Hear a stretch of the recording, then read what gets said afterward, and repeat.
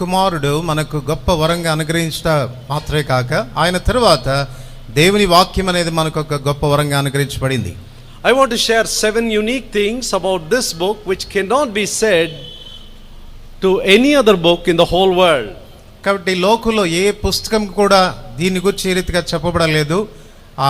ప్రత్యేకంగా ఈ పుస్తకాన్ని గురించి చెప్పబడిన 7 ప్రాముఖ్యమైన సంగతులు మీకు చెప్పగోరుతున్నాను. That your love and our admiration and our attachment may grow for the word of God. తద్వారా దేవుని వాక్యం కొరకైనటువంటి మక్కువ ప్రేమ మీకు నాకు కూడాను ఈ పుస్తకం విషయంలో హెచ్చించబడినట్లు. In the early century church history, people of God so loved this book that they were called people of the book.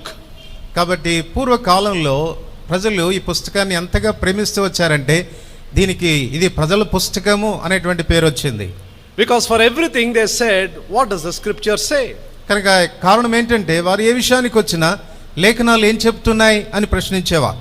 Not that what people say, ప్రజలు ఏం చెప్తున్నారు అనేది కాదు. not that what my relatives say, నా బంధువులు ఏం చెప్తున్నారు అనేది కాదు. not that what I feel or what I think to be right. కాబట్టి నేను ఏది సత్యము లేక ఏది సరియైంది అని అనుకుంటున్నాను అనేది కాదు. But they said, what does the scripture say? లేఖనములు ఏం చెప్పుచున్నవి అనేవారు. That was the final jurisdiction where every matter was settled. కాబట్టి ప్రతి సంగతికి పరిష్కారం తీసుకోవడానికి దేవుని వాక్యమే పరిష్కార మార్గంగా ఉండేది. May that be our conviction too.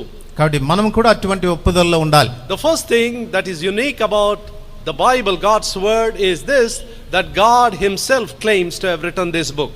కాబట్టి మొట్టమొదటిగా ఈ పుస్తకం యొక్క ప్రాముఖ్యత ఏంటంటే స్వయంగా దేవుడే దీని గ్రంథకర్తగా ఉన్నాడు. ఆయనే దీన్ని రాశాడు. I have written to him the great things of my law. Hosea chapter 8 and verse 12. హోషేయ 8:12లో చెప్పబడినట్లుగా నేనే ఈ ధర్మశాస్త్రమును రాసి తిని అని. And all scripture is given by the inspiration of God. 2 Timothy chapter 3 and verse 16. 2 Timothy 3:16 ప్రకారంగా ప్రతి లేఖనము దైవావేశం వలన కలిగినది. So it is given by the breath of God and God himself claims to have written it. ఇది దేవుని ఊపిరి వలన కలిగింది. ప్రభువు అంటున్నాడు నేనే దీన్ని వ్రాసాను అంటున్నాడు. He has not said so about any other book in the whole world. లోకంలో ఉన్న పుస్తకాల్లో ఏ పుస్తకాన్ని గురించి కూడా ఇలాగూ చెప్పబడలేదు. Secondly, it is a delivering and a healing book. ఈ రెండవదిగా విడిపించే స్వస్థపరిచే పుస్తకము. He sent his word and healed them and delivered them from all their destruction. Psalm 107 verse 20. కీర్తన 107:20 వచనం ప్రకారంగా ఆయన తన వాక్కును పంపి వారిని బాగు చేసెను. Ye shall know the truth and the truth shall make you free. John chapter 8 and verse 32. యోహాను సువార్త 8:32 మీరు సత్యమును గ్రహించెదరు సత్యము మిమ్మును స్వతంత్రులుగా చేయును. It is a delivering book, it is a healing book. ఇది విడిపించే పుస్తకము, స్వస్థపరిచే పుస్తకము. We are not spending time with God's word for nothing. When we come with our problems, we come with our diseases, we come with our heartaches and sorrows, God's word gives us the healing and deliverance. చూడండి, దేవుని వాక్యాన్ని మనం ఏదో కాలయాపన కొరకు ఈ రీతిగా చదువుట ధ్యానించడం లేదు కానీ ఆయా రకాలైన శ్రమలు, బాధలు, వ్యాధులు, బలహీనతలతో మనం వచ్చినప్పుడు దేవుని వాక్యం మనల్ని స్వస్థపరుస్తుంది, విడిపిస్తుంది. I'm sure here is a company of God's people who have various individual family needs. కాబట్టి ఇక్కడ చేరి వచ్చినటువంటి ప్రజలందరూ కూడాను వ్యక్తిగతంగాను కుటుంబంగాను ఆయా రకాలైన అవసరతలు, సమస్యలు కలిగిన వారే. We have been disappointed looking at people, looking at others for solutions. కాబట్టి మనం విరుగుడు కొరకై ప్రజల వైపు, పరిస్థితుల వైపు చూచినప్పుడు ఎంతో నిరుత్సాహపడిన వారం. Thank God, God has something to speak to us through these meetings that he may meet our need. ప్రభువుకు స్తోత్రం. మన అవసరతలు తీర్చబడినట్లుగా ఈ కూడికల ద్వారా ప్రభు మనందరితో మాట్లాడనై ఉన్నాడు. Thirdly, this is a practical book. మూడోది, ఇది క్రియాపూర్వకమైన పుస్తకం. Many times we think, oh, the Bible speaks of very big things about godliness and holiness which can never be practiced in an evil and a wicked world like this. చాలా పర్యాలు మనం ఏమనుకుంటామంటే Bible చాలా గొప్ప సంగతులు, పరిశుద్ధతను గురించి, దైవత్వాన్ని గురించి, దేన్నైతే మనం అనుసరించాలేమో అలాంటి గొప్ప గొప్ప అంశాల గురించి మాట్లాడుతుంది అనుకుంటాం.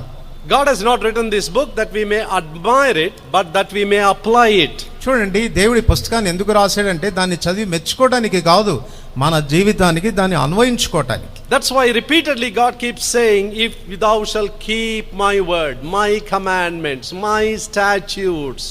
అందుకే ప్రభు ఎడతెక్కున ఈ మాటలు చెప్తాడు, మీరు ఆజ్ఞలను అనుసరించిన ఎడల, నా కట్టడలను అనుసరించిన ఎడల, నా విధులు గైకొన్న ఎడల అంటుంటాడు. And God says those who keep this word are called wise people, Matthew 7:24, and the one who does not keep his word is called a foolish man, Matthew 7:26. మత్తయి సువార్త 7:26 వచనంలో ఈ నా మాటలు విని వాడు చొప్పున చేయి వాడు బుద్ధిమంతుడు అంటాడు, ఈ నా మాటలు విని వాడు చొప్పున చేయని వాడు బుద్ధిహీనుడు అంటున్నాడు. My responsibility does not stop with hearing, understanding, writing, but it takes me to the point where I show obedience. నా బాధ్యత అనేది కేవలం వినుట ద్వారా, గ్రహించుట ద్వారా, రాసుకునుట ద్వారా మాత్రమే సరిపోదు కానీ దేనైతే వింటున్నానో దాన్ని గైకొనుట ద్వారా దాన్ని నెరవేరుస్తున్నాను. In one sense, keeping God's word is not only difficult, it is impossible in man's own strength. చూడండి, ఒకవైపు మనం ఆలోచన చేస్తే దేవుని వాక్యాన్ని మనం ఎరిగి దాన్ని గైకొనుట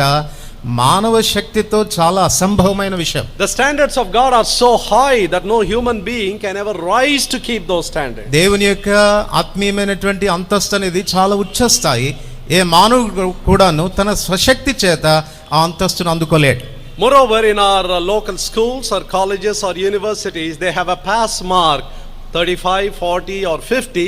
Once you come to that point, they say you are qualified, you are passed. మనకు ఈ లోకంలో మన పాఠశాలలు కానీ, కళాశాలలు కానీ, విశ్వవిద్యాలయాల్లో కానీ మనము ఆ ఉత్తీర్ణత పొందామనడానికి 36 మార్కులు 50 మార్కులు పెడతారు. అక్కడికి వచ్చామనంటే మనం ఉత్తీర్ణత పొందామని వారు చెప్తారు. But God's standard in his examination is 100 out of 100, not even 99. దేవుని యొక్క శ్రేణి ఎటువంటిదనంటే ఆయన పెట్టేటువంటి పరీక్షల్లో కనీసం 99 మార్కులు వచ్చినా సరిపోదు, 100కి 100 మార్కులు తెచ్చుకోవాల్సిందే. The man who gets 99 is equal to the one who gets 0. కాబట్టి దేవుని దృష్టిలో 99 మార్కులు వచ్చిన వాడు 0 మార్కులు వచ్చిన వాడితో సమానమే. Whosoever keepeth the whole law and yet offend in one point is guilty of all. James chapter 2 verse 10. యాకోబు పత్రిక 2వ అధ్యాయం 10వ వచనంలో ధర్మశాస్త్రంలో ఆజ్ఞలన్నిటినీ కూడా నెరవేర్చి ఒక్క ఆజ్ఞ విషయంలో తప్పిపోతే అన్ని ఆజ్ఞల విషయంలో తప్పిపోయిన వాడే. No human being in his normal sense can ever claim to have kept all the word of God in its entirety. చూడండి, ఏ మానవుడైనా కూడాను తన స్వశక్తితో దేవుని యొక్క ధర్మశాస్త్రం అంతటిని సంపూర్ణంగా నెరవేర్చగలిగిన వాడు ఎవరు లేరు. The more we read God's word, the more we are struck by our own guilt because we have failed in this and that and so many commandments. దేవుని వాక్యాన్ని మనం చదువుతున్నప్పుడల్లా కూడాను ఎన్నో పర్యాలు మనం పట్టుబడుతూ ఉంటాం. ఎందుకనగా ఆ పాపము ఈ పాపము చేయకూడని ఎన్నో విషయాల్లో మనం చేశాము అని ఒప్పించబడుతూ ఉంటాం. This is bad news.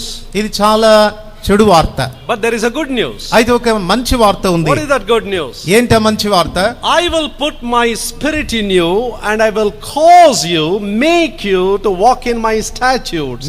Ezekiel chapter 36 and verse 27. ఎస్కేలు 36:27 వచనంలో నేను మీ యందు నా ఆత్మ నుంచి నా కట్టడలను అనుసరించే వారిగాను నా విధులను గైకొను వారిని గాను నేను మిమ్మల్ని చేసేదను. What a world of difference if somebody were to tell me do this, or he tells me I will make you do this, I'll help you do this. చూడి ఎంత వ్యత్యాసం ఉందో. మీరు ఈ రీతిగా చేయుడి అని చెప్పేటువంటి విధానం, లేక మీరు ఆ రీతిగా చేయునట్లుగా నేను చేసేదను అని చెప్పే విధానం ఎంత వ్యత్యాసం. If God takes the responsibility of making me do it, how easy it becomes. ఒకవేళ నేను ఆ చట్టాలు కట్టడలు నెరవేర్చే విషయంలో దేవుడే నా విషయంలో బాధ్యత వహిస్తే దాన్ని నెరవేర్చడం నాకెంత సులభం అవుతుంది. That's the reason why Jesus said my yoke is easy, my burden is light. అందుచేతనే మన ప్రభువారు అంటారు, నా కాడి బహు సులువుగాను నా భారం బహు తేలికగాను ఉన్నవి. For the outsider who looks at the commandments, who looks at all the standards of the Bible, he says, oh, this is impossible. బయట వెలుపల ఉన్నటువంటి వ్యక్తి దేవుని ధర్మశాస్త్రాన్ని అందులో రాయబడిన ఆజ్ఞల్ని చూచినప్పుడు వాడు అనుకుంటాడు, అమ్మో ఇవి నెరవేర్చడం అసాధ్యమని. Many young people back out saying, oh, this is not the age, let me enjoy life because I cannot keep any of these standards. చాలా మంది యవనస్తులు ఏమనుకుంటారంటే ఈ ఆజ్ఞలు ఈ కట్టడలు పాటించడం ఈ వయసులో అసాధ్యమైనటువంటి విషయం, ఒకవేళ వృద్ధాప్యంలోనికి వచ్చిన తర్వాత చూద్దాంలే అనుకుంటాడు. Keeping God's word is not only difficult, it is impossible. చూడండి, దేవుని వాక్యాన్ని గైకొనడం కష్టం మాత్రమే కాదు, అసాధ్యం కూడాను. That's in our strength. అది మన శక్తితో చేస్తే. But if God were to give us His strength, His presence, His power, He makes it easy. అయితే దేవుడు తన శక్తిని, తన సాన్నిధ్యాన్ని, తన కృపను మనకు అనుగ్రహిస్తే నెరవేర్చడం బహు సులభం అవుతుంది. Thank God He makes His power and presence available to anyone who is willing to receive it. కాబట్టి ప్రభుకు స్తోత్రం. ఎవరైతే స్వీకరించడానికి సిద్ధంగా ఉన్నారో అలాంటి వారికి దేవుడు తన సాన్నిధ్యాన్ని, తన శక్తిని ప్రసాదించడానికి ఆయన సిద్ధంగా ఉన్నాడు. For it is God who works in you both to will and to do His good pleasure. Philippians chapter 2 and verse 13. Philippi 2:13 ఇచ్ఛయించుటకును కార్యసిద్ధి కలుగు చేసుకుంటకును తన దయా సంకల్పమును మీలో నెరవేర్చువాడు దేవుడే. God Himself gives me the willingness. దేవుడే మనకు ఆ రీతిగా నెరవేర్చేదాని కొరకైన ఇష్టం ఇస్తాడు. God Himself gives me the enablement. దేవుడు నెరవేర్చుట కొరకైన శక్తిని ఆయనే ప్రసాదిస్తాడు. In the long run, if you allow the Holy Spirit to take over your life and monitor your life, you would find under His yoke it is much easier. ఒకవేళ పరిశుద్ధాత్మ దేవునికి నీ జీవితంలో నిన్ను అదుపు చేసేదానికి, నిన్ను నడిపించేదానికి ఒకవేళ నువ్వు దీర్ఘకాలం చోటివ్వగలిగితే ఆయన కాడి నిజంగా నీకు చాలా సులువుగా ఉంటుంది. What happens when I learn, when I educate myself and do not obey? కాబట్టి ఒకవేళ నేను సంగతులను ఎరిగి దాన్ని గ్రహించి దానికి నేను లోబడకపోతే ఏం జరుగుతుంది? Several terrible things happen in my life. నా జీవితంలో కొన్ని భయంకరమైన సంఘటనలు జరిగే ఆస్కారం ఉంది. I'm sure when you go to the drug store and buy medicines, and if you look carefully at the label there and the writings there is a warning saying side effects to this medicine. చూడండి, మీరు ఒకవేళ మందులు కొనుక్కోవడానికి షాప్కి వెళ్ళి మందులు కొనుక్కున్న తర్వాత ఆ చెట్టు మీద జాగ్రత్తగా పరిశీలించి చూస్తే దీని వలన కొన్ని దుష్పరిణామాలు వచ్చే ఆస్కారం ఉంది అని రాసి ఉంటాయి. They are written in some small letters that we don't take time to observe it and read it. వాళ్ళు ఎంత చిన్న అక్షరాలతో రాస్తారంటే దాన్ని కనీసం మనం చూడటానికి కానీ దాన్ని చదవడానికి కానీ అవకాశం లేకుండా రాస్తారు. Some have allergy to certain drugs. చూడండి, కొంతమందికి కొన్ని మందులు తీసుకుంటే వారికి అది దేహానికి పడదు. Last year we went to interior villages in Tamil Nadu for ministry, and I took a drug which caused some marks on my face, and I'm not able to get rid of them because of the drug allergy. కాబట్టి గత సంవత్సరంలో మద్రాసులో కొంత దూరం కొన్ని గ్రామాలకి మేము వెళ్ళినప్పుడు అక్కడ అవసరతను బట్టి నేను ఒక మందు తీసుకోగా నా ముఖమంతా మచ్చలు వచ్చినాయి, ఎందుకనగా ఆ మందు నాకు పడలేదు. Now there are side effects to every medicine. కనుక ప్రతి మందుకు ఆ రీతిగా పడని విషయాలు ఉంటాయి.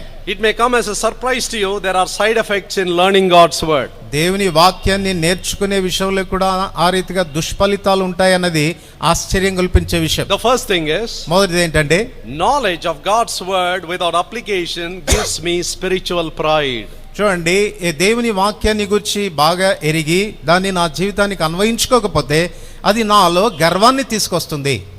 Knowledge puffeth up, makes me proud. 1 Corinthians chapter 8 and verse 1. మొదటి కొరింథీ 8వ అధ్యాయం మొదటి వచనం, జ్ఞానము ఉప్పొంగ చేయును.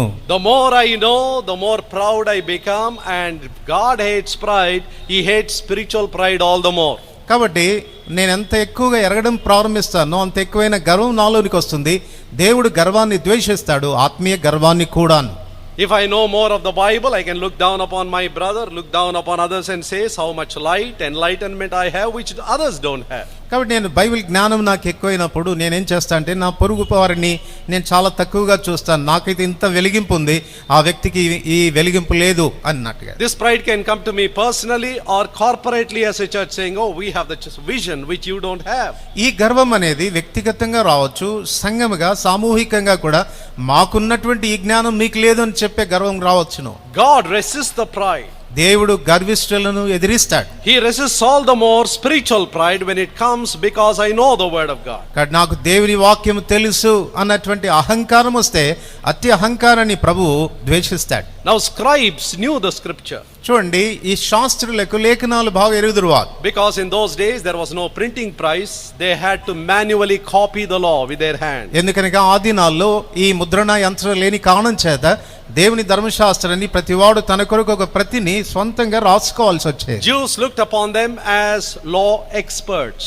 కాబట్టి యూదులు వారిని లేఖనంలో నిష్ణాతులుగా చూసేవారు. Any question they would refer them. వారు ఏదన్నా ప్రశ్న వచ్చినప్పుడు వారి దగ్గరికి వెళ్ళి విచారణ చేసేవారు. And this gave them a lot of pride. ఇది వారికి ఎంతో గర్వాన్ని ఇచ్చింది. They never did the word of God, but they were interested in knowing more and more and more of God's word. దేవుని వాక్యాన్ని ఎన్నడూ వారు పాటించేవారు కాదు, కానీ దేవుని వాక్యాన్ని మరింతగా ఎరగాలి అన్నటువంటి ఆశ కలిగిన వారుగా ఉండినారు. When the wise men came in search of Jesus and they were misled to Jerusalem, it was the scribes who led them to Bethlehem. చూడండి, జ్ఞానులైనటువంటి వారు యేసు ప్రభువును చూడటానికి వచ్చి వారు తప్పుడు మార్గం గుండా వెళ్ళి యెరూషలేమునకు వెళ్ళినప్పుడు వీరే వారిని యేసు ప్రభు చెంతకు నడిపించారు. They could immediately quote without going to the concordance, Micah chapter 5 verse 2, he should be born in Bethlehem, please send them, O Herod there. వారు ఏమాత్రం పుస్తకాలు పరిశీలించకుండానే వెంటనే జవాబు చెప్పారు. మీకా 5:2లో యూదయ బెత్లెహేములో ఆయన పుడతాడన్న మాట రాయబడి ఉంది అని కంఠాపాఠంగా చెప్పారు. Bethlehem was only 5 miles away. Bethlehem యెరూషలేముకు కేవలం 5 మైళ్ళ దూరం. These wise men traveled probably several days. చూడండి, ఈ జ్ఞానులు బహుశా ఎన్నో దినాలు ప్రయాణం చేశారు. The scribes knew where Christ would be born, but did any one of them go to see him? చూడండి, శాస్త్రులకు క్రీస్తు ప్రభు ఎక్కడ పుడతాడో వారికి తెలుసు, కానీ వారిలో ఒక్కడైనా ఆయనను చూడటానికి వెళ్ళారా? They were interested in the word of God, but not in the God of the word. వారు దేవుని వాక్యం విషయంలో శ్రద్ధ కలిగిన వారు, కానీ వాక్యమైన దేవుని విషయంలో శ్రద్ధ కలిగిన వారు కాదు. That's why in Matthew 23:17 God called them fools and blind. అందుచేత మత్తయి 27:17లో ప్రభు వారిని బుద్ధిహీనులని అంధులని ప్రభు పిలుస్తున్నాడు. Once I know and don't apply, I become blind. ఒకసారి దేవుని వాక్యాన్ని ఎరిగి దాన్ని నా జీవితానికి అన్వయించుకోకపోతే నేను అంధుడనే. Better to know little than to know more and keep on disobeying. కాబట్టి ఇంకా ఎడతెక్కకుండా అవిధేయత చూపించేదానికంటే దేవుని వాక్యాన్ని తక్కువ పరిమాణంలో ఎరగడమే మంచిది. It causes pride. అది గర్వాన్ని తీసుకొస్తుంది. It causes blindness. అది అంధత్వాన్ని తీసుకొస్తుంది. And the Bible says, Bible అంటుంది, and that servant which knew the Lord's will and prepared not himself to do that master's will shall be beaten with many stripes. Luke chapter 12 verse 47. లూకా సువార్త 12:47లో ఏ దాసుడు తన యజమానుని చిత్తమెరిగియు ఆ చిత్తము చొప్పున చేయకుండా ఉంటే వానికి ఎక్కువైన దెబ్బలు తగులును అని.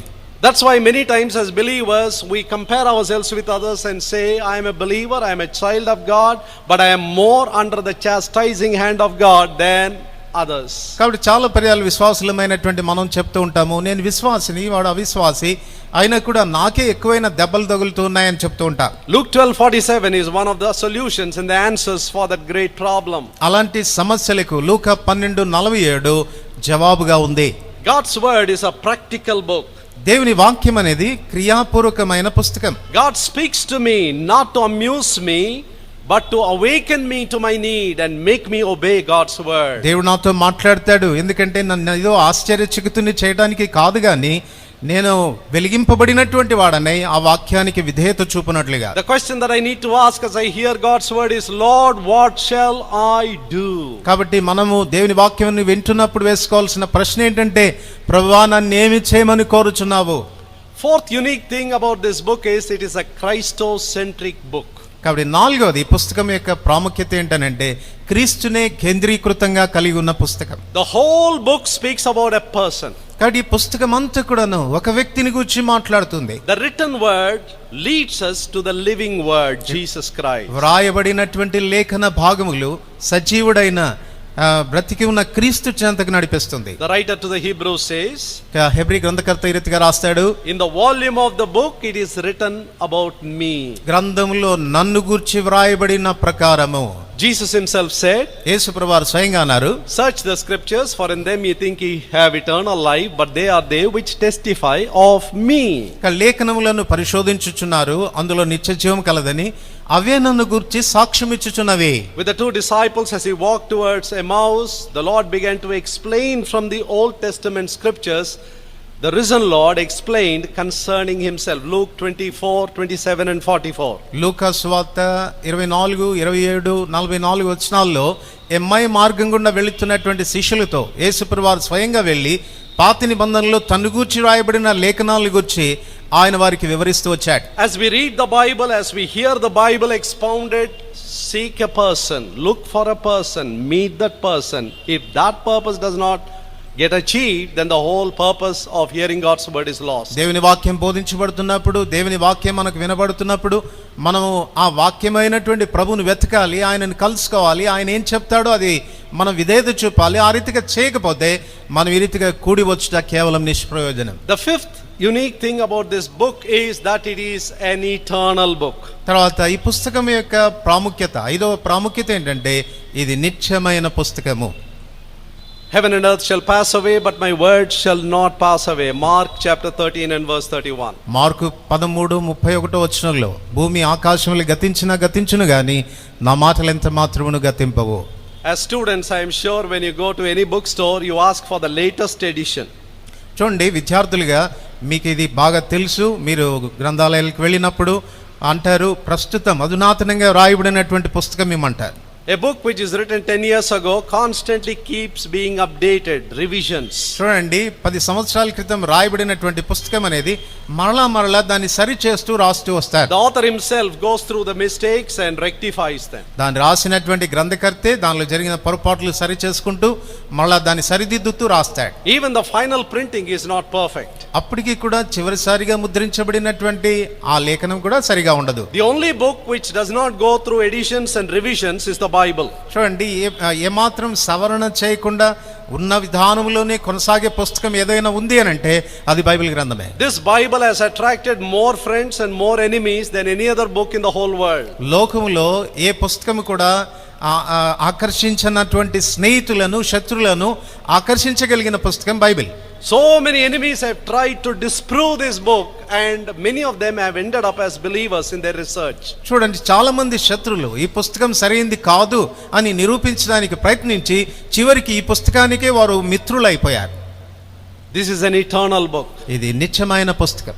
All the other literature in the world will pass away. లోకంలో ఉన్నటువంటి మిగిలినటువంటి పుస్తకాలన్నీ గతించిపోతాయి. The one book which is going to stay on for eternity is the word of God. నిత్యత్వం కొరకు నిలిచుండేటువంటి పుస్తకం ఏదైనా ఉంది అని అంటే అది పరిశుద్ధ గ్రంథం బైబిలే. Forever, O Lord, thy word is settled in heaven. Psalm 119 and verse 89. కీర్తన 119 129లో దేవా నీ వాక్యము ఆకాశమందు నిత్యం నిలకడగా ఉన్నది. This is an eternal book. ఇది నిత్యమైన పుస్తకం. Sixthly, it is a revealing book. ఆరోదిగా ఇది బయలుపరిచే పుస్తకం. When you come honestly before the book, God's book, it reveals your own heart. It reveals my own heart. యథార్థంగా ఈ పుస్తకం చెంతకు నువ్వు వచ్చావనంటే నీ జీవితాన్ని, నీ హృదయాన్ని ఇది బయలుపరిచేదిగా ఉన్నది. If I am going to honestly come before this book, I am not going to be comfortable, because this book is going to correct me, condemn me, rebuke me, exhort me. ఒకవేళ యథార్థంగా నేను ఈ పుస్తకం దగ్గరికి వస్తే ఈ పుస్తకం నన్ను ఎంతో కలవర పెడుతుంది. ఎందుకంటే అది నా బలహీనతలు చూపిస్తుంది, నాకు బుద్ధి చెప్తుంది, నన్ను సరి చేస్తుంది, నాలో ఉన్న పాలు ఎత్తి చూపిస్తుంది. It not only reveals to me of who God is, ఆ దేవుడు ఎవరో అన్న విషయాన్ని ఇది బయలుపరచుటే కాదు, it not only reveals to me who my enemy is, నా శత్రువు ఎవరో అన్న విషయాన్ని ఇది బయలుపరచుటే కాదు, it reveals to me my own wicked heart. అది నా దుష్ట హృదయాన్ని కూడా బయలుపరిచేదిగా ఉన్నది. The Bible does not flatter anyone, does not compliment anyone. Bible ఎవరిని కూడా ప్రశంసించడం గాని గొప్ప చేయడం గాని చేయదు. It reveals my mistakes, my failures, my sins. అది నా బలహీనతలు, నా పాపాల్ని బయలుపరిచేదిగా ఉన్నది. That's the reason why many people don't like to get close to this book, because this book condemns them. అందుచేతనే ఈ పుస్తకము అనేకులను విమర్శిస్తుంది గనక చాలా మంది ఈ పుస్తకం చెంతకు రావడానికి ఇష్టపడరు. The Bible reveals my own heart. Bible నా హృదయాన్ని బయలుపరిచేదిగా ఉన్నది. Two reactions take place when people come honestly before the Bible. Bible చెంతకు యథార్థంగా ఎవరైతే వస్తారో రెండు ప్రాముఖ్యమైన సత్యాలు జరుగుతాయి. Either they are pricked in their hearts, which leads them to repentance. అది వారిని ఒప్పించి మారు మనసు పశ్చాత్తాపంలోనికైనా నడిపిస్తుంది. Acts 2:37, they were pricked in their heart when Peter preached the word, and they said, men and brethren, what shall we do? అపోస్తలుల కార్యములు 2:37లో వారు తమ హృదయమును నొచ్చుకొని పొడవబడి, సహోదరులారా మేమేమి చేతుమని పేతురును కడమ అపోస్తలులను అడిగారు. That is one reaction. అది మొదటి చర్య. And the second response, రెండవ స్పందన ఏంటంటే, they get so angry when Stephen preached the word of God. They were pricked in their hearts, hurt in their consciences, and they gnashed on him with their teeth, and they were filled with wrath. Stephen బోధిస్తూ వచ్చినప్పుడు వారు హృదయమందు పొడవబడినటువంటి వారై కోపంతో మండిపడి పళ్ళు కొరికి రాళ్ళు పట్టుకుని స్టెఫెను చంపడానికి పూనుకున్నారు. Wherever Paul preached, only two things happened. పౌలు ఎక్కడ బోధించినా రెండు సంగతులే జరుగుతూ వచ్చినాయి. There was a riot or a revival. కాబట్టి ఒకవేళ ఉద్యమం అన్నా జరిగేది, ఎదురు దాడైనా జరిగేది. Two things happen whenever we come honestly before God's word. దేవుని వాక్యం చెంతకు యథార్థంగా నువ్వు వచ్చినప్పుడు ఈ రెండు సంగతులు జరుగుతాయి. Though it is a hurting word, it is also a healing word. అది నిన్ను గాయపరిచేటువంటి వాక్యమైన నిన్ను స్వస్థపరిచే వాక్యం కూడాను. If I'm going to honestly say, yes Lord, what you say about me is true, I admit it, I accept it. ఒకవేళ ప్రభువా నువ్వు చెప్పేది సరైందే, వాస్తవమే, నేను అటువంటి వాడినే ఒప్పుకుంటున్నాను అని ఒకవేళ నువ్వు చెప్తే, then the Lord says, I am willing to heal you and restore you. అప్పుడు ప్రభు అంటాడు, నేను నిన్ను స్వస్థపరచడానికి సమకూర్చడానికి నేను సిద్ధంగా ఉన్నానంటాడు. So we need to honestly come before God's word and be willing to be hurt so that we may be healed truly. తద్వారా దేవుని వాక్యం చెంతగా మనం యథార్థంగా వస్తున్నప్పుడు ఒప్పించబడ్డానికి, తద్వారా స్వస్థపడ్డానికి మనం రావాలి. Eighthly, it is a rewarding book. ఎనిమిదవదిగా అది బహుమానం ఇచ్చే పుస్తకం. Whoever keeps the word of God is going to be rewarded. ఎవరైతే దేవుని వాక్యాన్ని గైకుంటారో వారు బహుమానం పొందుతారు. Whosoever keepeth the commandment will be rewarded. Proverbs chapter 13 and verse 13. సామెతలు 13:13లో దేవుని వాక్యమును గైకుని వారు మేలు పొందుదురు లేక లాభం పొందుదురు.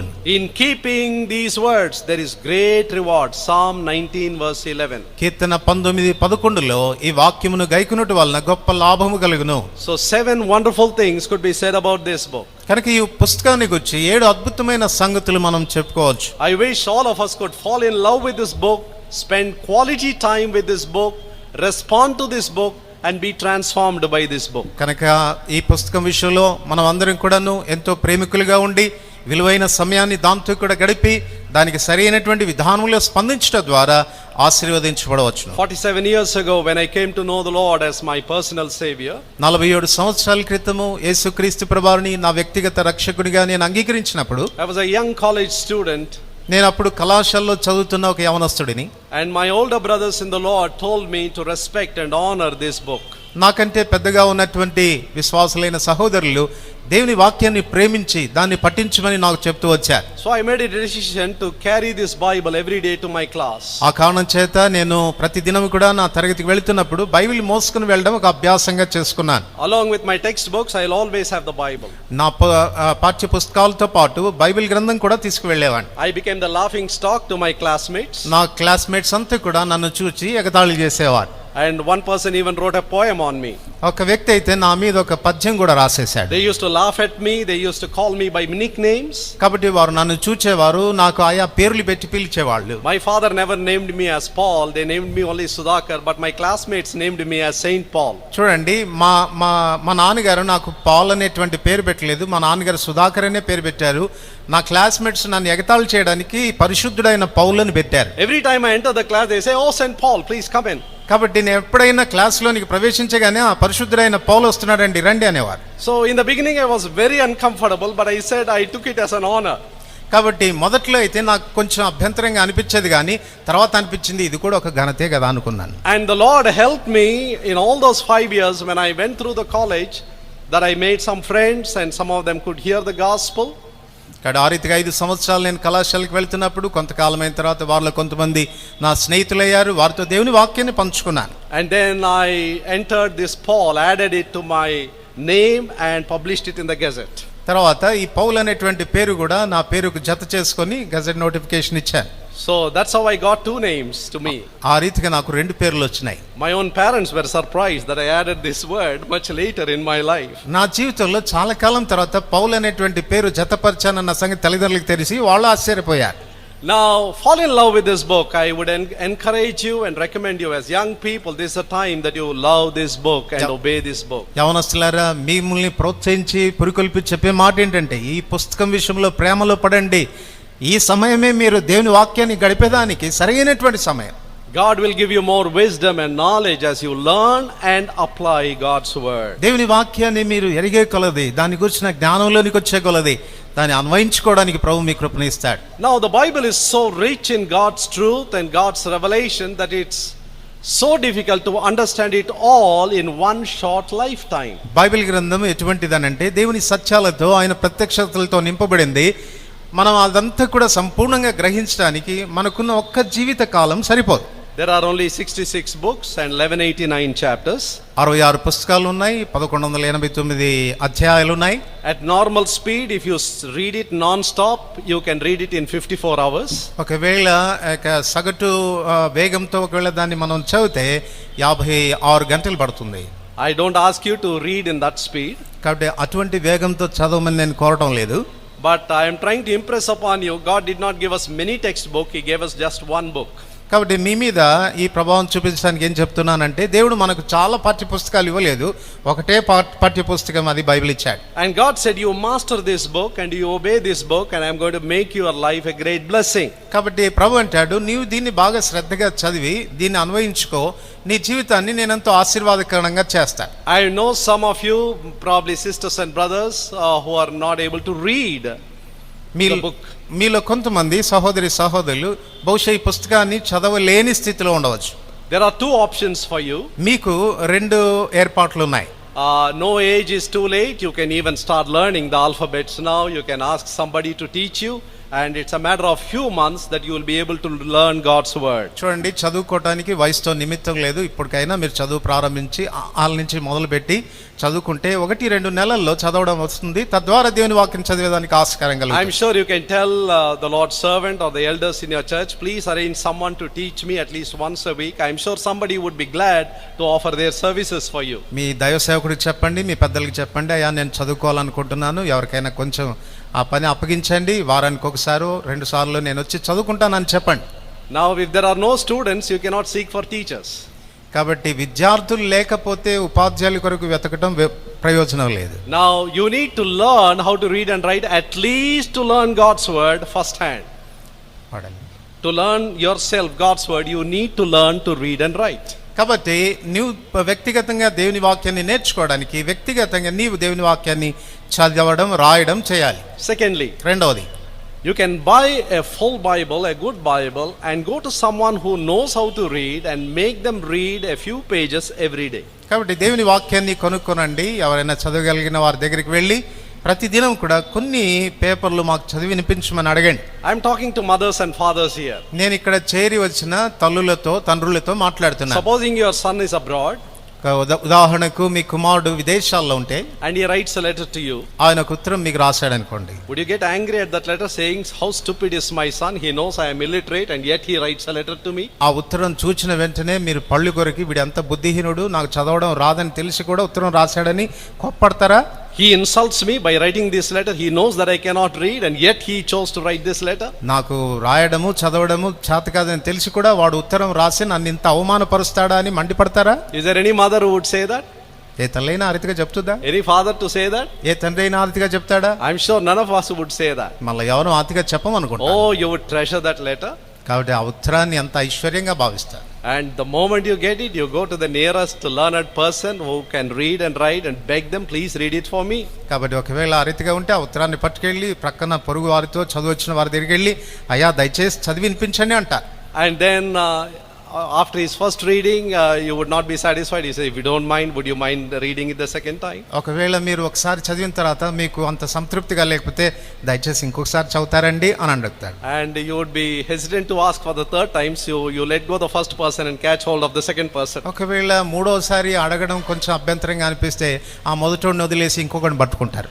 After 3 or 4 rounds, by then you would memorize all the contents from the first sentence to the last sentence. కాబట్టి ఆ రీతిగా 2-3 చేత చదివించుకున్న తర్వాత మొదట వాక్యం నుండి చివరి వాక్యం వరకు అంతటా మీకు కంఠత వచ్చేస్తుంది. What would be the subject of your conversation throughout the day, whomever you meet? చూడండి, అలాంటప్పుడు ఎవరిని మీరు కలుసుకున్నా మీ సంభాషణ ఎలా ఉంటది చెప్పండి? You would always speak about that letter. కానీ ఎంతసేపు ఆ ఉత్తరాన్ని గురించే Do మాట్లాడుతుంటాం. you know what my son wrote?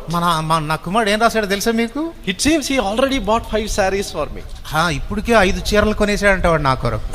I am waiting. He is coming 2 months later. వాడు 2 మాసాల తర్వాత వస్తాడంట. వాడు And వేచి all ఉన్నాను, my debts would be gone. అప్పుడు నా అప్పులన్నీ తీరిపోతాయి. Oh, I am waiting. నేను వేచి ఉన్నాను. My son has become fairer and fatter. కాబట్టి నా కుమారుడు బాగా ఎర్రగా అయ్యాడంట, లావు అయ్యాడంట. I am waiting to see him. నేను వాడిని చూడాలనుకుంటున్నాను. Everything you would compel strangers to stand and listen to your story, though they may not be interested. చూడండి, పొరుగు వాళ్ళకి అంత శ్రద్ధలోకి పోయినా బలవంతంగా వాళ్ళని నిలబెట్టి మనకున్న అన్ని కూడా వాడితో చెప్పడానికి పూనుకుంటాం. Even in your dream you will see nothing but 5 sarees. చూడండి, ఈ రాత్రి పడుకున్న తర్వాత కూడా కల్లో ఆ 5 చీరలే కనపడతా ఉంటాయి. Why? Because you love that letter so much. ఎందుకనగా ఆ ఉత్తరాన్ని నువ్వు అంత ప్రేమించావు గనక. What made that letter so lovable? ఎందుకు ఆ ఉత్తరం నువ్వు అంత ప్రేమించేటట్టు చేసింది? There is a person behind that letter. దాని వెనక ఉన్న వ్యక్తి. You behind that letter you see a person. ఆ ఉత్తరం వెనక నువ్వు ఒక వ్యక్తిని చూస్తున్నావు. You love that person, you admire that person, so whatever he has written has become so precious. ఆ వ్యక్తిని నువ్వు ప్రేమిస్తున్నావు, ఆ వ్యక్తి అంటే ఇష్టపడుతున్నావు గనక ఆ వ్యక్తి ఏమి రాసినా నీకు చాలా సంతోషం. In the year 1968, 1968వ సంవత్సరం when Latin America had a great revival, Latin అమెరికాలో గొప్ప ఉద్యమం వచ్చినప్పుడు there was a man called Michael. ఒక మనుషుడు ఉన్నాడు, మైకెల్ అనే వ్యక్తి. He was soundly converted, but he was not a literate person. తాను చక్కగా ప్రభునందు అంగీకరించినటువంటి వాడు, కానీ అక్షరాభ్యాసం లేదు. So he said the first good thing that I can do now is to buy a Bible. So he bought a Bible. కాబట్టి ఆ వ్యక్తి ఏమనుకున్నాడంటే, నేను చేయదగిన మంచి పని ఏంటనంటే ఒక బైబిల్ ప్రతి కొనుక్కుంటే మంచిది అనుకున్నాడు. So he bought the Bible. కానీ బైబిల్ కొనుక్కున్నాడు. And he began to use the Bible in two ways. బైబిల్ని రెండు రకాలుగా వాడేవాడు. Firstly, మొట్టమొదటిగా he'll go to some person and ask him, please read for me 2 chapters or 3 chapters. కాబట్టి ఎవరి దగ్గరికైనా వెళ్ళి దయచేసి ఒక అధ్యాయం 2 అధ్యాయాలు నా కొరకు చదివి వినిపించండి అనేవాడు. So like that he began to cover many pages in the Bible. ఆ రీతిగా బైబిల్లో అనేక ప్రతులు తాను చదువుతూ వచ్చాడు. He had a bookmark to show his progress in the Bible. తాను ఎక్కడి వరకు చదివాడో అది గుర్తింపు కొరకు ఒక బుక్ మార్క్ పెట్టుకునేవాడు అక్కడ. So for personal reading he used this method. కనుక వ్యక్తిగతంగా తాను చదువుకోవడానికి ఈ పద్ధతి వినియోగించేవాడు. Second thing, రెండోది, he went to the preacher and asked, sir, what is the one verse that tells the gospel in its fullness? చూడండి, ఆయన బోధకుడి దగ్గరికి వెళ్ళి, అయ్యా సంపూర్ణ సువార్తను వివరించే దేవుని వాక్యం ఏదైనా ఒకటి ఉందా అని అడిగాడు. He said yes, in John 3:16, that's a beautiful verse. అప్పుడు ఆయన చెప్పాడు, అవునయ్యా యోహాను సువార్త 3:16 అది చాలా చక్కని మాట అన్నాడు. God so loved the world that he gave his only begotten son, that whosoever believeth in him should not perish but have everlasting life. That's a beautiful verse. దేవుడు లోకం ఎంతో ప్రేమించెను కాగా తన అద్వితీయ కుమారునిగా పుట్టిన వాని యందు విశ్వాసం ఉంచు ప్రతివాడు నశింపక నిత్య జీవం పొందినట్లు ఆయనను అనుగ్రహించెను. ఇది చాలా చక్కని మాట అన్నాడు. I said then he explained what that verse contains. ఆ తర్వాత ఆ వచనంలో ఉన్న భావం ఏంటో వివరించాడు. Man's lostness, God's love. మనుషుని పతనము, దేవుని ప్రేమ. Man's problem, God's remedy. మనుషుని సమస్య, దేవుని యొక్క విరుగుడు. By simple faith and belief how man could be saved. సామాన్యమైన విశ్వాసంతో ఎలాగ మనుషుడు రక్షించబడగలడు. So he made a mark around that verse. కనుక ఆ వచనం చుట్టూ గీత గీసుకున్నాడు. Kept a bookmark. అక్కడ ఒక బుక్ మార్క్ పెట్టుకున్నాడు. Every day he'll go to the market place and wait on the pavement. కాబట్టి ప్రతిసారి కూడాను మార్కెట్ ప్లేస్ కి వెళ్ళి అక్కడ ప్రక్కన నడిచి వెళ్ళే రోడ్డు దగ్గర వేచి ఉండేవాడు. Any stranger who comes he will salute him. కాబట్టి ఎవరైనా పరాయివాడు వస్తే వెంటనే నమస్కారం పెట్టేవాడు. So that man would think probably this man seems to know I have forgotten, so he would also respond. కాబట్టి ఆయన ఏమనుకునేవాడంటే వీడు నాకు తెలిసినోడేమో, నేనే మర్చిపోయినట్టున్నానని వాడు కూడా నమస్తే అనేవాడు. And then he comes close. కనుక దగ్గరకు రాగానే he will say, sir, you seem to be an educated person. కాబట్టి అనేవాడు, అయ్యా మీరు చూస్తే చాలా విద్యావంతుల్లాగా ఉన్నారండి. See, anyone who tells you like that, you feel really boosted. చూడండి, ఎవరన్నా నిన్ను అట్లా అంటే ఇంకా ఎంత సంతోషమో కదా నీకు. He said, yeah, I know. అవునండి బాగా చదువుకున్నాను. Sir, if you don't mind, I have one small piece to be read. I don't know how to read. Would you mind reading it just for a minute? కాబట్టి ఆయన అనేవాడు, అయ్యా మీరు ఏం అనుకోకపోతే ఒక చిన్న వచనం ఉంది, దయచేసి నా కొరకు చదివి వినిపిస్తారా అనేవాడు. We said, by then he has made a bond, so he cannot easily, go away. So he said, yes, I would read it for you. అప్పటికే ఆ వ్యక్తిని పొగడి బంధించేశాడు కాబట్టి ఇంకా సులభంగా నాకు సమయం లేదు వెళ్ళిపోతానని చెప్పలేడు. So he would read that verse. ఆ వచనం చదివేవాడు.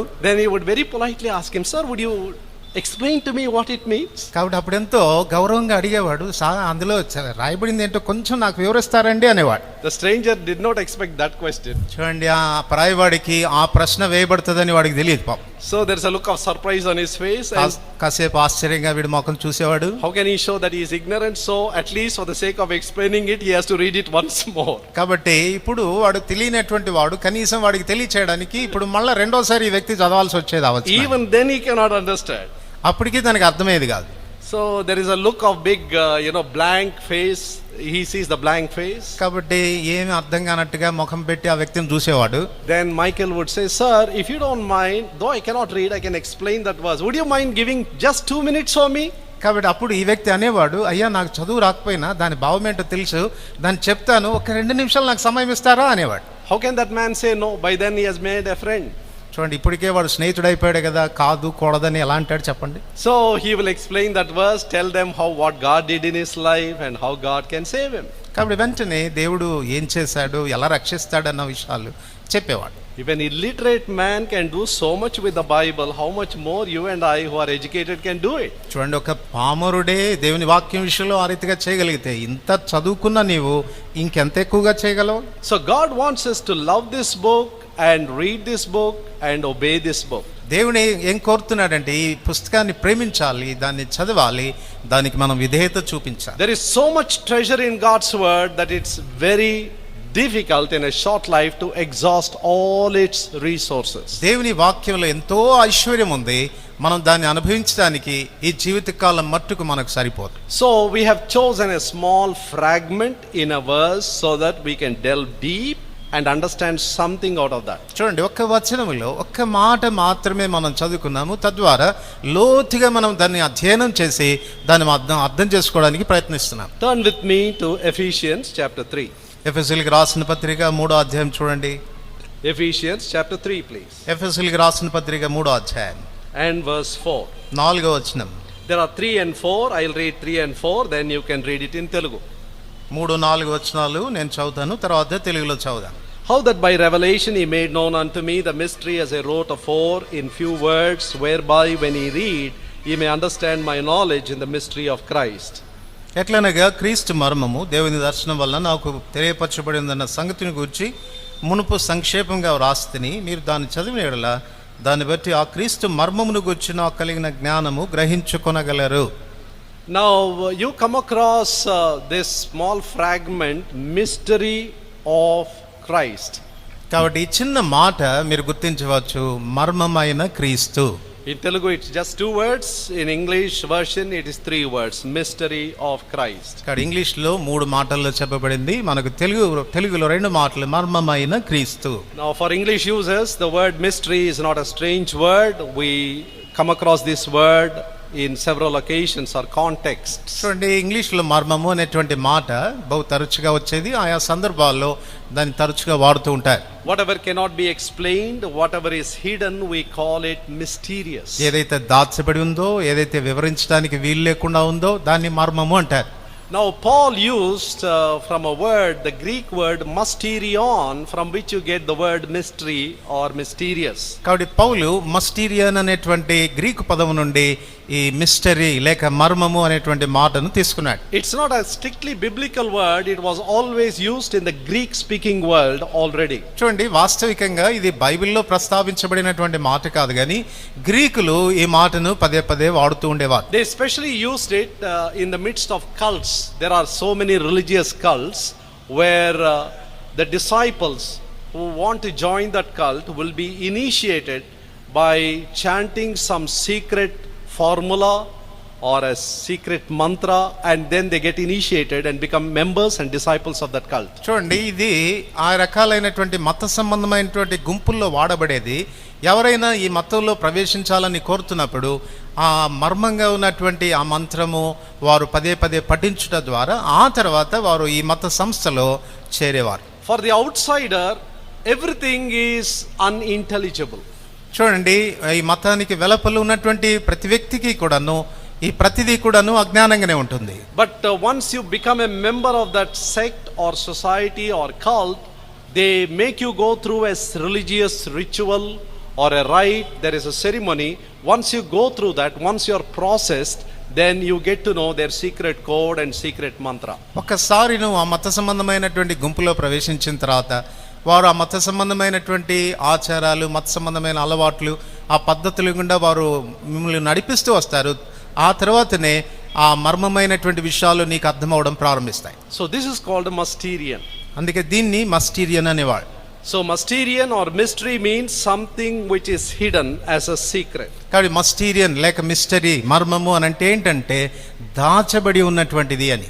Now this word Lord Jesus himself has used, but he used it only once. చూడండి, ఈ మాటని యేసుప్రభువారు స్వయంగా వాడారు, అయితే ఆయన ఒక్కసారే వాడారు. He used it in relation to the kingdom of God, especially in connection with the parable of the sower. కాబట్టి ఆయన పరలోక రాజ్యాన్ని గూర్చిన సంగతులు, ప్రత్యేకంగా ఆ విత్తువాని గూర్చిన ఉపమానం విషయంలో ఈ మాట వాడాడు.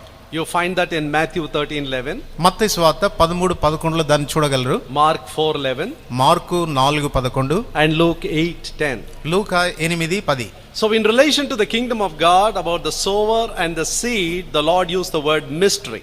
దేవుని రాజ్యం విషయాన్ని గురించి వివరిస్తూ వచ్చినప్పుడు విత్తువాని గురించిన ఉపమానంలో దేవుడి ఈ మాట వాడాడు. So a mystery, and when it comes to Paul, చూడండి, ఈ మర్మము అనేటువంటి మాట పౌలు చెంతకు వచ్చినప్పుడు in the Pauline epistles, he used it 21 times. పౌలు రాసినటువంటి పత్రికల్లో సుమారుగా 21 పర్యాలు పౌలు వాడాడు. And then in the last book, Revelation, తర్వాత చివరి పుస్తకమైన ప్రకటన గ్రంథంలో it is used 4 times. 4 పర్యాలు అది వ్రాయబడింది. So altogether you can say 1 plus 21 plus 4, 26 times it is used in the New Testament. కాబట్టి మొత్తము మనం లెక్క పెడితే సుమారుగా 26 పర్యాయాలు కృత నిబంధనలో రాయబడింది. So what does the word mystery means in the biblical context? కాబట్టి బైబిల్ పరంగా మనం ఆలోచన చేస్తే మర్మము అంటే భావం ఏంటి? Firstly, it means something which has been hidden in the previous generations, previous ages, but now God has chosen to reveal it. కాబట్టి మర్మము అని అంటే బైబిల్ పరంగా అర్థం ఏంటంటే పూర్వకాలాల్లో పూర్వ యుగాల్లో మర్మంగా ఉండి దాచబడి ఉండి ఇప్పుడు బయలుపరచబట్టకు సిద్ధంగా ఉన్నది. And Paul, whenever he used this term, పౌలు ఎప్పుడైనా ఈ మాట వాడుతూ వచ్చినప్పుడు either he was referring to a revelation already explained, కాబట్టి ఇంతకు మునిపే వివరించిన ప్రత్యక్షతను గూర్చైనా వాడేవాడు, or he would be explaining it right in that context. లేక ఆ ప్రస్తుత సందర్భానుసారంగా కూడా వాడేవాడు. So a mystery is something hitherto hidden but now revealed. కాబట్టి మర్మము అని అంటే అర్థం ఏంటంటే గతంలో అది దాచబడి ఉంది, ప్రస్తుతం అది బయలుపరచబడినది. In Revelation, when the word mystery comes, that means it's a secret code. Only by decoding it by a special formula you get to know the actual meaning. చూడండి, ప్రత్యక్షత అనేటువంటి దగ్గర మర్మముని వాడబడినప్పుడు అది ఒక దాచబడిందిగా ఉంది. కేవలం దాన్ని ఒక పద్ధతిలో ఆలోచించడం ద్వారానే అది I'm బయలుపరచబడుతుంది. sure some of you know the shorthand typists. చూడండి, మీలో చాలా మందికి షార్ట్ హ్యాండ్ టైపిస్ట్ వచ్చు అనుకుంటాను. At this speed, if you talk, they are immediately able to write down because they have a special script to write it. చూడండి, వాళ్ళు వేగంగా మాట్లాడుతున్నప్పుడు వాళ్ళకు ఆ భాష రాసుకోవడానికి వేరైనటువంటి పదజాలం ఉంటుంది. They don't use all the English alphabets. They have a secret code to capture the words. చూడండి, వారు ఏబిసిడీలన్నీ కూడా రాయరు, కానీ ఆ పదజాలాన్ని పట్టుకోవడానికి ఒక కోడ్ ఒకటి ఉంటుంది. If you don't know that code, it's all like a strange language to you. కాబట్టి ఒకవేళ నీకు ఆ కోడ్ తెలియకపోతే ఏదో పిచ్చి గీతలు రాగా కనపడుతుంది అంతే. This is true about computer language also. కానీ కంప్యూటర్లో ఉన్న భాషలు కూడా ఇది వాస్తవమైంది. Before you can use the computer, there are certain languages that you need to learn. చూడండి, కంప్యూటర్ని మనం వాడేదానికి మునుపు కొన్ని రకాలైన భాషలు నేర్చుకోవాల్సి వస్తుంది. Once you learn that language, you will be able to operate it. చూడండి, ఒకసారి ఆ భాషలు నీకు వచ్చినాయంటే కంప్యూటర్ని వాడడం చాలా సులభం అవుతుంది. So this is true with the book of Revelation. ప్రకటన గ్రంథం విషయంలో కూడా ఇది ఎంతో వాస్తవమైనది. Now in Ephesians chapter 3, ఎఫెసీ 3వ అధ్యాయంలో why does Paul use the word mystery of Christ? కాబట్టి క్రీస్తు మర్మము అనేటువంటి మాట పౌలు ఎందుకు వాడుతూ వచ్చాడు? And why does he say that this has been hidden in the previous ages but now revealed? కాబట్టి ఎందుకు ఆయన యుగములలో దాచబడి ఇప్పుడు ప్రత్యక్షపరచబడినది అని ఎందుకు చెప్తున్నాడు? In this context, he is talking about one body of Christ under the headship of Christ. కాబట్టి ఈ సందర్భం ఏంటంటే ఒకే శరీరం, ఆ శరీరానికి క్రీస్తు శిరస్సుగా ఉన్నాడు అని చెప్పే సందర్భం. Now in this body, both the Gentiles and the Jews are equal heirs. చూడండి, ఈ శరీరములో యూదులు అన్యులైనటువంటి వారు సమాన వారసులుగా కనబడుతున్నారు. Now this is unknown in the Old Testament. కాబట్టి ఇది పురాతన కాలంలో వారికి తెలియలేదు. If you read the Old Testament, పాత నిబంధన మీరు చదివితే they had a central sanctuary.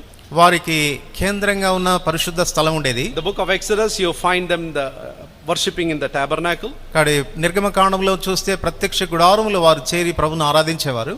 That mobile temple became a permanent settled one when Solomon built it. కాబట్టి అది కదిలేటువంటి ఆ ప్రత్యక్ష గుడారము సొలొమోను దేవుని మందిరాన్ని కట్టినప్పుడు స్థిర నివాసంగా చేయబడింది. But it was only one central sanctuary. అయితే అది కేవలం ఒకే కేంద్రంగా ఉన్నటువంటి పరిశుద్ధ స్థలంగా ఉండేది. It was only for Israelites. అది కేవలం ఇశ్రాయేలీయులకు మాత్రమే. Not even all Israelites could go, only Levites could go. ఇశ్రాయేలీయులు అందరూ కూడా అందులోనికి వెళ్ళేవారు కాదు, వాళ్ళలో లేవీయులు మాత్రమే అందులోనికి వెళ్ళేవారు. Even all Levites cannot go, only the priests can go. ఆ లేవీల్లో మరి అందరూ కూడా కాదు, అందులో యాజకులైన వారు మాత్రమే వెళ్ళారు. Not even all priests can go. Only the high priest can go. That too only once in a year to the most holy place. యాజకుల్లో అందరూ కూడా కాదు, యాజకుల్లో ప్రధాన యాజకుడు మాత్రమే, అది కూడా సంవత్సరానికి ఒక్కసారి మాత్రమే అతి పరిశుద్ధ స్థలములో ప్రవేశించేవారు. So many restrictions. కనుక ఎన్నో హద్దుబాట్లు ఉండే.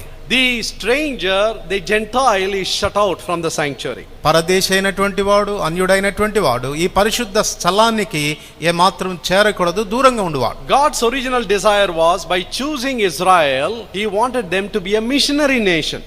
కాబట్టి దేవుడు ఇశ్రాయేలుని ఎన్నిక చేసుకోవడంలో తనకున్నటువంటి ఆది సంకల్పం ఏంటంటే వారు ఇశ్రాయేలీల ద్వారా సువార్త ప్రకటించబడాలని. God wanted Israel to take the good news and give to the Gentiles and draw them to the Lord. ఇశ్రాయేలీలు ఆ శుభవార్తను తీసుకుని వెళ్ళి అన్ని జనులకు తెలియచేసి వారిని ప్రభు చెంతకు నడిపించాలని. But what happened to Israel? అయితే ఇశ్రాయేలుకి ఏం జరిగింది? They got all the privileges and instead of sharing it, they hoarded it. వారు అన్ని ఆధిక్యతలు కలిగి ఉన్నారు, వారు దాన్ని పంచేదానికి బదులుగా వారు తమ్మట్టుకే తాము ఉంచుకున్నారు. What happened? ఏం జరిగింది? What I discussed earlier happened. They became blind, they became proud. నేను ఇంతకు మునుపే చెప్పినట్టుగా వారు దాని విషయంలో గర్విష్ఠులయ్యారు, వారు అంధులైపోయారు. They became so blind that when Messiah came right in front of them, they could not see him as Messiah. కాబట్టి వారు ఎంత అంధులైపోయారంటే స్వయంగా మెస్సయ్య వచ్చి వారు ఎదుట నిలబడినప్పటికీ కూడా ఆ మెస్సయ్యను గుర్తించలేనంత అంధులైపోయారు. Away with this man. కాబట్టి ఈ మనుషుని సిలువేయండి అన్నారు. Give us the robber Barabbas. ఆ బరబ్బా బందిపోటును మాకు ఇవ్వండి అన్నారు. Crucify this man. ఈ మనుషుని సిలువేయండి అన్నారు. They could not see the Lord of glory. కాబట్టి మహిమగల దేవుని వారు చూడలేకపోయారు. They could not see the person in whom is the fulfillment of all the Old Testament prophecy. పాత నిబంధన ప్రవచనాలన్నీ కూడా నెరవేర్చబడుతున్నవి ఈ వ్యక్తిలోనే అన్న సత్యాన్ని వారు గ్రహించకపోయారు. They knew the letter of the law, but they did not have the spirit of the law. ధర్మశాస్త్రం యొక్క అక్షరం వారు ఎరుగుదురు గాని అక్షరం వెరకున్నటువంటి ఆత్మను గ్రహించలేకపోయారు. They became proud. వారు గర్విష్ఠులయ్యారు. And it is said a Jew would pray every morning like this. కాబట్టి ఈ రీతిగా చెప్పబడింది, ప్రతి యూదుడు ఉదయకాలాన్ని ఇలా ప్రార్థన చేస్తాడు. Lord, I thank you that I am born as a Jew and not as a Gentile. ప్రభువా, నేను అన్యుడి వలె కాక ఒక యూదుడిలాగా పుట్టినందుకు నీకు వందనాలు. That was a matter of pride for them. అది వారికి గర్వించదగిన అంశం. And when they looked upon Gentiles, they used to refer to them generally as dogs. వారు అన్యులను చూచినప్పుడు వాళ్ళు ఏమని పిలిచేవారంటే వీళ్ళు కుక్కలు అనేవాళ్ళు. You can look at the kind of pride that was built up in their heart. వారి హృదయాల్లో ఆ రీతిగా గర్వం అనేది ఉంటూ వచ్చింది. So a Gentile had nothing to do with God, their sanctuary, their temple, their religious rights, nothing. They are excluded. కాబట్టి యూదులకు వారి దేవుడితో కానీ వారి పరిశుద్ధ స్థలంతో కానీ మందిరంతో కానీ ఈ ఆచార సాంప్రదాయాలతో కానీ అన్యులకి ఏమాత్రం పొత్తు లేదు, వారు దూరంగా ఉండాల్సిందే అన్నట్టుగా ఉండేవారు. If an unconverted Jew were to land in this place, an Israelite, he would say, how strange, how dare you all sit and think about our God, you have nothing to do with our God. కాబట్టి ఒకవేళ అన్యుడు ఎవడైనా వారి ఇశ్రాయేలు మధ్యలో ప్రవేశించితే వాళ్ళంటారు, నీవు మా దేవుని గురించి మా దేశంలోనికి ప్రవేశించడానికి దేవుని గురించి ఆలోచించడానికి నీకు ఎంత ధైర్యం, ఎలా సాహసిస్తున్నావు అనేవాళ్ళు. He would say about this crowd. He would say about this crowd.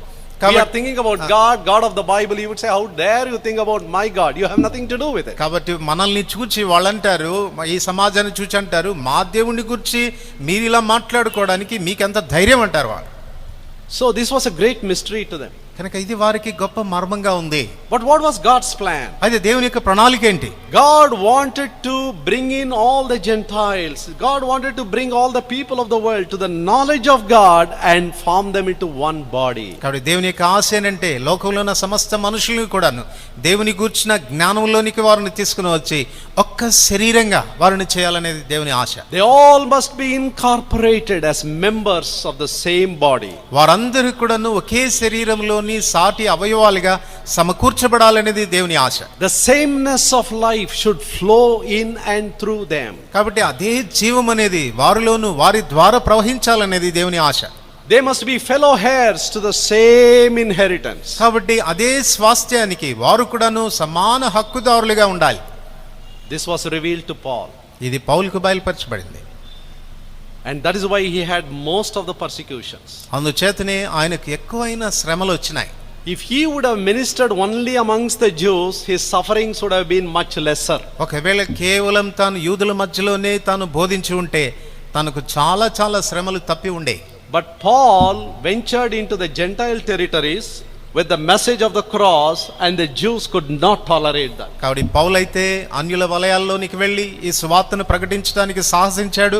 దాన్ని యూదులు ఏమాత్రం కూడా సహించలేకపోయారు. How dare you, Paul, go and talk to these Gentiles that they are equal to us? They can never be equal to us. కాబట్టి పౌల, నువ్వు అన్యుల దగ్గరికి వెళ్ళి ప్రసంగిస్తూ ఉంటున్నావు, ఎంత సాహసిస్తున్నావు, వాళ్ళు ఎన్నడూ కూడా మనతో సమానులు కానేనరు. It is the pride and prejudice and blindness and the hardness of their heart that made them hostile towards others. కనుక ఇతరుల పక్షంగా వారు తమను తాము ప్రత్యేకపరచుకోవడానికి వారి హృదయంలో ఉన్నటువంటి గర్వమే, వారి హృదయంలో ఉన్నటువంటి అహంకారమే కారణమైంది. What happened? ఏం జరిగింది? If there is one nation which went through the most persecution in the whole world among all people groups, it is the Jews. కాబట్టి ఆ కారణం చేత ప్రపంచంలో ఉన్నటువంటి జనాంగాలన్నిటిలో కూడాను ఎక్కువైనటువంటి శ్రమ, కష్టం గుండా వెళ్ళిన జనాంగం ఏదైనా ఉంది అంటే అది యూదులే. Because they said before Pilate, let his blood be upon us and upon our children. ఎందుకనగా వారు పిలాతు యొద్ద నిలబడినప్పుడు వారు అన్నారు, ఈ రక్తం మా మీదను మా పిల్లల మీదను ఉండును గాక. Jews were blind. యూదులు అంధులైపోయారు. Even today, though the Lord is doing a great work in their midst, yet there are many hearts yet to be opened up to the gospel. నేటికిని దేవుడు అనేకమైన ఆశ్చర్యకార్యాలు వారి మధ్య చేస్తున్నప్పటికీ కూడా ఇంకా చాలా ఎక్కువ మంది వారు ఇంకా కళ్ళు తెరవలసిన వారుగా ఉన్నారు. We need to pray for them. వారి నిమిత్తం ప్రార్థించాల్సిన అవసరం. Please pray in your churches and please pray personally, because we are indebted to Israel for giving us the true God, the knowledge of the true God and the true scriptures. నిజమైన దేవుని గురించి, దేవుని వాక్యాన్ని గురించినటువంటి ఆ సత్యాన్ని వారు మనతో పంచుకున్నారు కనుక వారి నిమిత్తం ప్రార్థించాల్సినటువంటి రుణం మన మీద ఉంది. వ్యక్తిగతంగాను సంఘంగాను వారి నిమిత్తం మీరు ప్రార్థించండి. Pray for the peace of Jerusalem, the Bible says. Bible అంటుంది, యెరూషలేము యొక్క క్షేమం కొరకు ప్రార్థన చేయుడి. It's our duty, it's a commandment given to us, and we need to pray for Israel regularly. ఇది మన కర్తవ్యము, దేవుడు మనకిచ్చినటువంటి ఆజ్ఞ. ఇశ్రాయేలీయుల విషయంలో ప్రతి దినము ప్రార్థించాల్సిన బాధ్యత మన మీద ఉంది. Before we can become judgmental and critical about Israelites, what about us today? కాబట్టి ఈ దిన మనము ఇశ్రాయేలీయులను విమర్శించి వారికి తీర్పు తీర్చే కంటే ఈ దినాన మన పరిస్థితి ఏంటి చూడాలి. Many a time we also think, oh, we have the greatest vision, we have the greatest knowledge about the Bible, and we despise others of other churches. చాలా పర్యాలు మనం కూడా ఇదే పొరపాటు చేస్తూ ఉంటున్నాం. దేవుని వాక్యాన్ని గురించిన ప్రత్యక్షత మాకు ఎక్కువగా ఉంది, మేమే ఎక్కువ తెలుసుకున్న వారమని ఇతర సంస్థల వారిని మనము తక్కువ చూపుతో చూస్తాం. I need not tell you with a face of shame that we have more problems than other denominations today. కాబట్టి నేను ఎంతో సిగ్గుతో చెప్తూ ఉంటున్నాను, ఇతర డినామినేషన్లో వారు అనుభవిస్తున్నటువంటి కష్టాల కంటే ఎక్కువైన శ్రమ ఈ దినాన మనం అనుభవిస్తున్నాం. It looks like God is not doing anything about this. కాబట్టి ఈ విషయంలో అసలు దేవుడు ఏమీ చేయట్లేదా అన్నట్టుగా ఉంది. Where there is pride, where there is hardness of heart, where there is prejudice, where there is jealousy, God cannot do anything. ఎక్కడ గర్వం ఉంటుందో, ఎక్కడ అసూయ ఉంటుందో, ఎక్కడ ముందుగానే తీర్పు తీర్చే స్వభావం ఉంటుందో అక్కడ దేవుడు ఏమీ కార్యం చేయలేడు. True work of the gospel is to make me a humble person.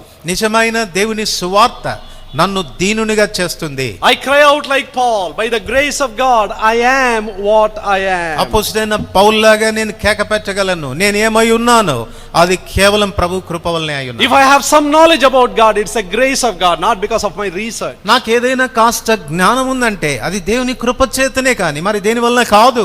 If I have repented, it's the goodness of God that led me to repentance, it's not my goodness. నేను ఏదన్నా పశ్చాత్తాపడ్డానంటే అది నా మంచితనం కాదు, పశ్చాత్తాపడినట్లుగా ఆ ప్రభు కృప చూపాడు. If I am saved, it's by the grace of God that I am saved, not because of my good works. కాబట్టి నేను రక్షించబడ్డాను అంటే అది ఆయన కృప చేతనే కానీ ఏదో నేను చేసిన మంచి క్రియలను బట్టి కాదు. More the revelation, more the humility.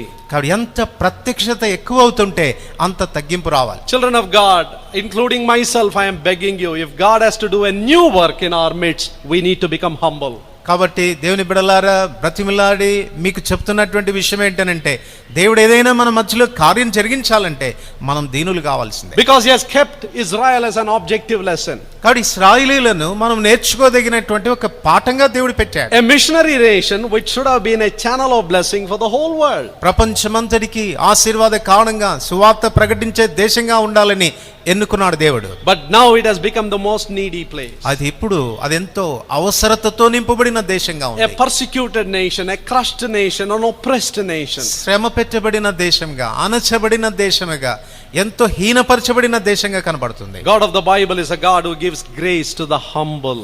దేవుడు, బైబిల్ దేవుడు ఆ దీనులకు కృప అనుగ్రహించువాడు. Not only he dwells in the high and holy place, ఆయన పరిశుద్ధమైన మహోన్నతమైన స్థలాల్లో వసించడం మాత్రమే కాదు, but he also dwells in the heart of him who is humble and contrite in heart. విరిగి నలిగిన వారి యొద్దను దీన మనసు గల వారి యొద్దను నివసించేటువంటి దేవుడు. He is the one who looks upon one who trembles at his word, who has a contrite and a meek heart. కాబట్టి విరిగి నలిగిన హృదయం కలిగి ఆయన మాట విని ఎవడు వణుకుచూ ఉంటాడో అని వానిని దృష్టించేటువంటి వాడు ఆయన. We need to say, oh God, as you reveal things to me, make me more humble. ప్రభువా నీవు నాకు సంగతులు బయలుపరుస్తూ ఉంటుండగా నన్ను దీనునిగా చేయని మనం ప్రార్థించాలి. Make me not only a learner but a obeyer. ప్రభువా నేను నేర్చుకునేవాడిని మాత్రమే కాక విధేయత చూపును వానిగా చేయని, That I may also become a channel of blessing for my own countrymen, my own neighborhood, where people are still groping in darkness. కాబట్టి నేను నా ద్వారా నా పొరుగు వారికి నా దేశస్తులకు చీకటిలో సంచరిస్తున్నటువంటి వారికి ఆశీర్వాద కారణంగా ఉన్నట్లుగా చేయి. Your coming is so near, time is running out. Lord,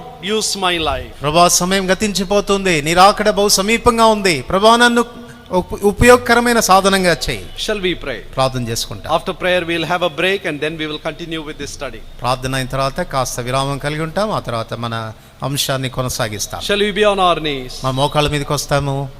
Today what am I in the presence of God? కాబట్టి ఈనాడు దేవుని సాన్నిధ్యంలో నేనేమై ఉన్నాను? Am I not blessed by God giving me so many revelations about himself? ఆయన గూర్చినటువంటి అనేకమైన ప్రత్యక్షతలు ఇవ్వటం ద్వారా నేను ఆశీర్వదించబడలేదా? God has blessed you and me. దేవుడు నిన్ను నన్ను ఆశీర్వదించాడు. The very fact that you knew the value of God's word, you knew God himself, you have come to this meeting. నీవు దేవుని ఎరుగుదు, దేవుని వాక్య ప్రశస్తత ఎరుగుదు, ఆ కారణం చేతనే దేవుని సాన్నిధ్యానికి వచ్చావు. God has given us this special privilege and special revelation. దేవుడి ప్రత్యేకమైన ఆధిక్యత, ప్రత్యేక ప్రత్యక్షత దేవుడు నీకు ఇచ్చాడు. What am I doing with that? దానితో నేనేం చేస్తున్నాను? Is it contributing to my pride? ఇది నన్ను గర్విష్ఠిగా చేస్తుందా? My blindness? నన్ను అంధునిగా చేస్తుందా? Or making me more humble? లేక మరింత దీనునిగా నన్ను చేస్తుందా? Let us cry to God, Lord, make me humble. ప్రభుకు మనం మొరపెట్టుకుందాం, ప్రభువా నన్ను దీనునిగా చేయి. The Lord said, ప్రభు అన్నాడు, whosoever does not humble himself like this little child, he cannot enter the kingdom of God. ఈ చిన్న బిడ్డ వల్లే తను తాను తగ్గించుకోనని వాడు ఎవడో వాడు పరలోక రాజ్యంలో ప్రవేశింపడని. So humbling oneself is our responsibility. కాబట్టి మనల్ని మనం తగ్గించుకోవటం అనేది మన మీద ఉన్న బాధ్యత. God can do it by chastening, by disciplining, by sending persecution. He will forcibly make us humble.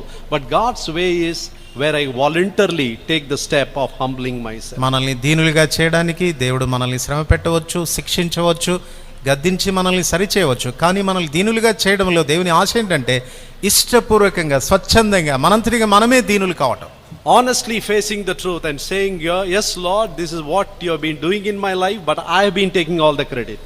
కాబట్టి ఇంకా సత్యం ఎదుటికి వచ్చి వాస్తవంగా ఒప్పుకోవడం, ప్రభా ఇదంతా నీవే చేస్తూ వచ్చావు, కానీ నా వల్ల ఏదో జరిగింది అన్నట్టుగా అతిశయిస్తూ వచ్చాను. Please forgive me. ప్రభా నన్ను క్షమించు. Lord, I humble myself. ప్రభా నన్ను నేను తగ్గించుకుంటున్నాను. I accept and acknowledge whatever little goodness is in my life, it's all by thy hand.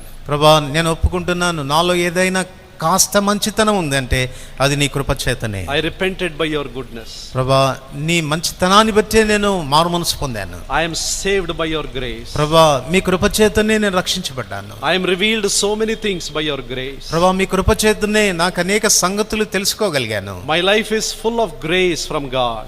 ప్రభా నా జీవితమంతా దేవుని యొక్క మహా కృప చేత నింపబడింది. I have nothing to boast of. ప్రభా నేను అతిశయించడానికి హేతువు లేదు. Take away all trace of pride and boasting from my heart. నా హృదయంలో ఉన్న ప్రతి విధమైన అహంకారము, గర్వము నుండి నన్ను విడిపించు. If there is one thing I can boast of, let me boast of in the Lord God. కాబట్టి నేను ఏదైనా అతిశయించదగిన హేతు నాలో ఉంటే అది నా ప్రభువును బట్టే నేను అతిశయించేటట్టుగా చేయి. I know whom I have believed. నేను విశ్వసించిన వానిని ఎరుగుదును.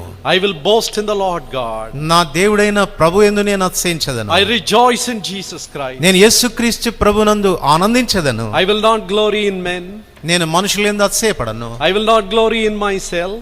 నా యందు నేను అతిశయపడను. I will glory in the Lord God. నా ప్రభు అయిన దేవుని యందే నేను అతిశయపడదును. This is a conscious step that we need to take voluntarily. కాబట్టి ఇష్టపూర్వకంగా ఎంతో గమనంతో మనం తీసుకోవాల్సినటువంటి మెట్టిది. In these quiet moments, open your mouth and pray. You can pray. Everyone can pray. Lord, this is my state. I don't want to be in this condition, but I want to give you all the credit. కాబట్టి మనం మౌనంగా ఉండగా ఇచ్చిన ప్రార్థన మనలో ప్రతి ఒక్కరం చేసుకుందాం. ప్రభా, అతిశయించడానికి నాలో ఏ హేతు లేదు, అయినా అతిశయపడుతూ వచ్చాను, నన్ను నేను దీనిగా చేసుకుంటున్నాను, నా స్థితి ఇది, నన్ను కనికరించు అని చెబుదాం. You blessed me to bless others. ప్రభా, ఇతరులను నేను ఆశీర్వదించడానికి నీవు నన్ను ఆశీర్వదించావు. Did you not tell Abraham, I will bless thee and thou shalt be a blessing? అబ్రహాంతో దేవుడు ఇలా చెప్పలేదా, నేను నిన్ను ఆశీర్వదించి అనేకులకు ఆశీర్వాద కారణంగా చేతునని? In thee shall all the families of the earth be blessed. నీ మూలంగా భూమి మీద సకల వంశములు ఆశీర్వదించబడునని. Oh Lord, you did not bless me for my own sake. ప్రభా, నీవు నా నిమిత్తం మాత్రమే నన్ను ఆశీర్వదించలేదు. You bless me because you wanted to bless others. ప్రభా, నేను ఇతరులను ఆశీర్వదించినట్లుగా నీవు నన్ను ఆశీర్వదించావు. Forgive me for hoarding that blessing instead of sharing it. ప్రభా, ఆశీర్వాదాన్ని ఇతరులతో పంచుకోవడానికి బదులుగా నాకు నేనే ఉంచుకున్నందుకు నన్ను క్షమించు. Give me your grace. ప్రభా, నీ కృప నాకు అనుగ్రహించు. Loving and gracious Father, కృప కలిగిన ప్రేమ కలిగిన తండ్రి, we learn so much from history. ప్రభా, చరిత్ర నుండి ఎన్నో పాఠాలు నేర్చుకుంటున్నాము. Give me grace and give us grace that we may understand the God of the Bible. Bible దేవుని అర్థం చేసుకోవడానికి మాకును కృపను అనుగ్రహించండి. Israel should have been a great missionary nation reaching out to the different parts of the world. ప్రభా, ఇశ్రాయేలీయులు అనేక జనాంగాలకి సువార్త ప్రకటించే జనముగా ఉండవలసిన వారు. The same is true of us. As you have revealed and brought us into the knowledge of God's salvation and God's goodness, we too should have been a missionary church and missionary people. దేవుని గురించి, దేవుని రక్షణ గురించి బయలుపరచబడినటువంటి మాకు కూడా మా మీద అదే బాధ్యత పెట్టారు. మేము కూడా సర్వలోకానికి సువార్త ప్రకటించగలిగిన బాధ్యత మా మీద ఉంచారు. Lord, I confess and we confess that we have failed in this. ప్రభా, మేము ఒప్పుకుంటున్నాం ఈ విషయాల్లో తప్పిపోయామని. May these days be days of self humbling. ప్రభా, ఈ దినాలు మమ్మల్ని మేము తగ్గించుకునే దినాలుగా ఉండును గాక. So that you may exalt us in the due time. తద్వారా మీరు తగిన కాలంలో మీరు మమ్మల్ని హెచ్చించినట్లుగా. For this I ask in the precious name of our Lord and Savior Jesus Christ. ఈ విషయాలు మా రక్షకుడైన యేసు ప్రభువారి ప్రశస్తమైన నామమున ప్రార్థిస్తున్నాము తండ్రి. ఆమేన్.